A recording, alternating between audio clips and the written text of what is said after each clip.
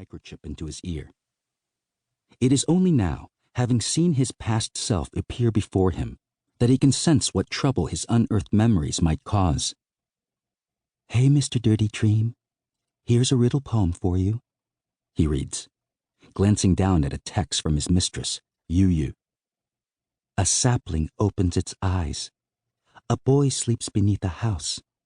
A hole emerges in your conscience. The sun sets behind a wounded rabbit. Can you work out which famous line of poetry is hidden inside it?" Resembling a toad peeping out from a pond, Director Ma looks up, his bulging eyes sparkling with excitement. He may not have achieved Mayor Chen's literary renown, but still, he is vice chair of Ziyang Writers Association and has gained a small following from aphorisms which he posts online, so this riddle should not be beyond him. Sure enough, in a matter of seconds, he finds the word hidden in the character strokes of each sentence and texts back the answer. How they regret not meeting before. His secretary, Hu, a quiet middle-aged man who is slightly balder than him, walks into the office.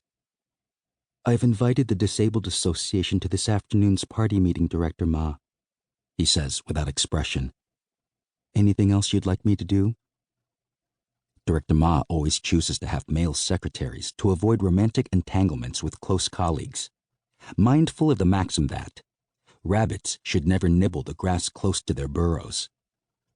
In his last job as vice chair of the civility office, however, Yu came for an interview fresh out of Beijing University, and he was so dazzled by her beauty, he couldn't resist hiring her as his personal assistant. He is relieved they no longer work in the same office. After his promotion to the China Dream Bureau, his old post was filled by his former classmate, Song Bin. At the beginning of the Cultural Revolution in 1966, he and Song Bin climbed telegraph poles together to scatter political pamphlets onto their school playground, locked their headmaster in his office, and seized control of the school's public address system. But a year later, after the initial revolutionary unity dissolved into the factional chaos of the violent struggle, they found themselves on opposing sides, and their friendship crumbled.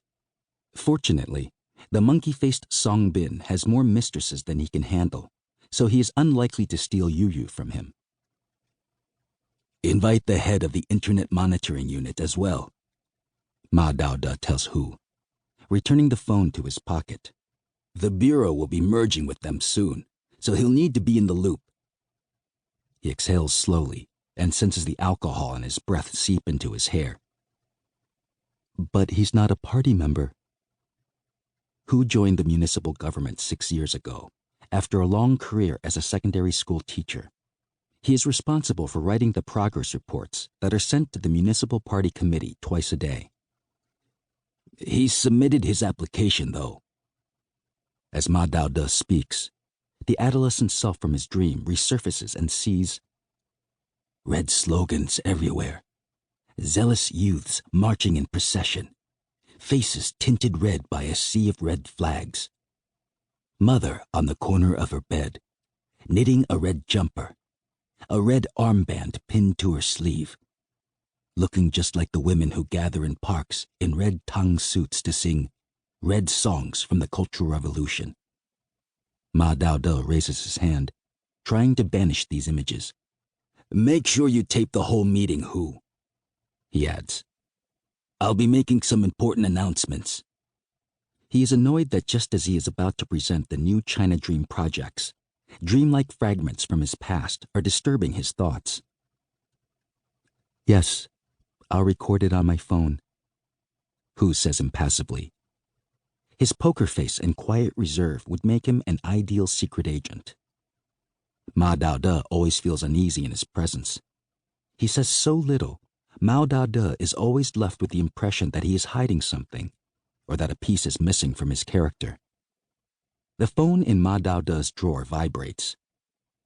"When the wind blows, it's me wishing I was with you. When thunder roars, it's me crying out your name." He reads the text, switches the phone off, and shifts his gaze to the framed family portrait on his desk, which shows him on the left in a white t-shirt, his wife, Jian,